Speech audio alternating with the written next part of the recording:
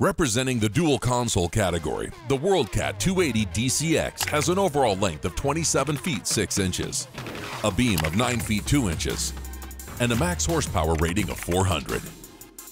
Engineered for the smoothest of rides, she has a draft of 14 inches, a weight of 7,250 pounds, and a fuel capacity of 220 gallons. Now, let's hear more from our hosts, George Labonte and Rick Riles. We're looking at the WorldCat 280 DCX today, Rick, and you know, this is coming on the heels of a really popular boat for WorldCat, the 280 CCX, which we saw last year on Best Boat. It's proven to be a great design for them, and why not make a dual console version of it? I can give you one very important reason for the success of WorldCat and why we're seeing more cats every year. All right. They're just doggone better looking than they used to be. I said it last year at the boat show. This boat looks like a 57 Chevy. It's got the style of that old classic car. You know, think about it. That sheer line adds a lot to the sexiness of it, and that sheer accent on the side of the hull really continues that look. And you got the little tumble home back there. I mean, it's a curvy looking boat. It doesn't look like the square kind of boxy style that a lot of people associate with a catamaran boat. And I tell you what I've really gotten used to seeing from WorldCat in the last couple of years. I love the grill. I love the bow with the WorldCat across the front of it.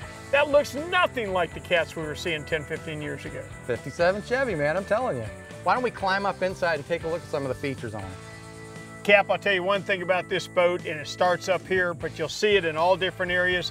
This boat's designed for somebody with more friends than me and you put together. You got that right, absolutely. I mean, let's break it down here. Look at the seating, okay? I always say these dual console boats are broken up into 3 zones. This forward zone is the place where you entertain, hang out with friends. You know, look at the seating here. You've got seating for, what would you say? I mean, 6 or 8 people could move up in here, okay? Sitting around up here, you may be just hanging around, doing a little, you know, intracoastal cruise, for example, having a cold drink. They've got a drop-in table right here. You put the table in, you're out here eating lunch or dinner, a dinner cruise, a picnic area, if you will. Take that out, a drop-in filler piece with a cushion turns this into a big sun lounge. I mean, there's a lot of uses for it, but it all revolves around socializing. And it all evolves around the fact that you cannot duplicate the amount of square footage up here on a monohull boat that you get with a Cat. Let's take a look at the middle of the boat.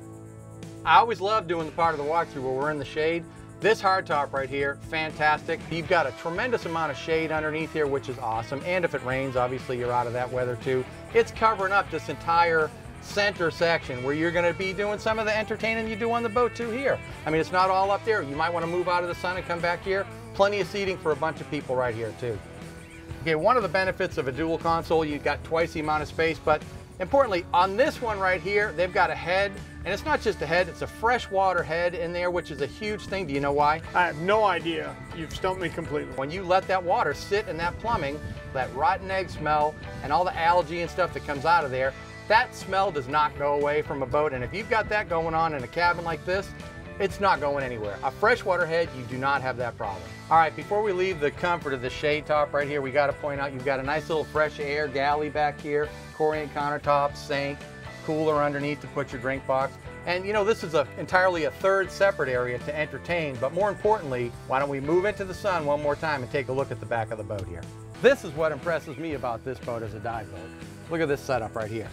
That's not a dive ladder, that's a dive stairway, isn't it? You know, it's exactly what it is. I mean, they call it the on-ramp, and WorldCat, you know, they have hit an absolute home run with this. This is not coming out of the water on a ladder. This is coming up the stairs to get back on the boat. All this space between these two motors, people come back to the boat, divers are getting in, shut the motors down.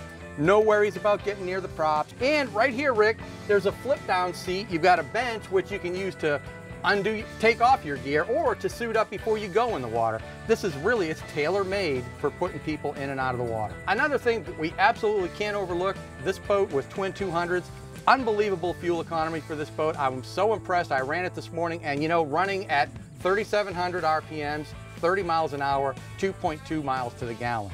That's good numbers for a boat this size. There's an awful lot of things that this WorldCat 280 DCX will do and do very well. You need a versatile boat, you need to check out this one.